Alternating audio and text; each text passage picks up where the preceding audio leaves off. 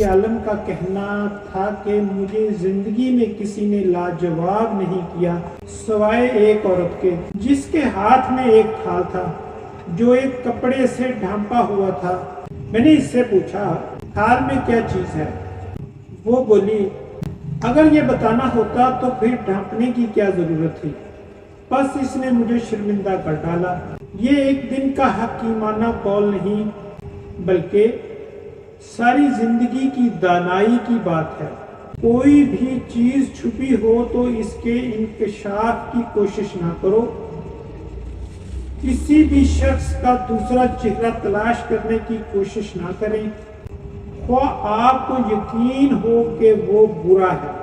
یہی کافی ہے کہ اس نے تمہارا احترام کیا اور اپنا بہتر چہرہ تمہارے سامنے پیش کیا، بس اسی پر اکتفا کرو۔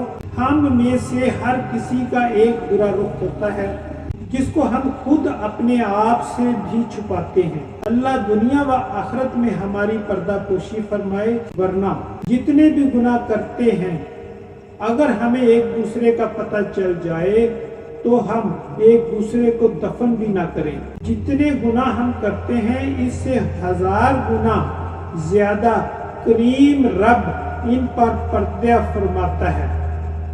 کوشش کریں کہ کسی کا عیب اگر معلوم بھی ہو تو بات نہ کریں، آگے کہیں آپ کی وجہ سے اسے شرمندگی نہ ہو۔ تو کل قیامت کے دن اللہ پوچھ لے کہ جب میں اپنے بندے کی پردہ پوشی کرتا ہوں تو تم نے کیوں پردہ فاش کیا؟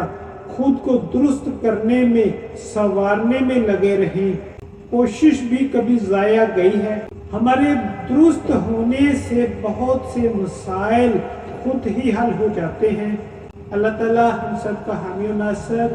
حکیم رائے خالد دواخانہ، چوک خانیہ والا، غلہ گودام، ضلع اپاڑہ شہر۔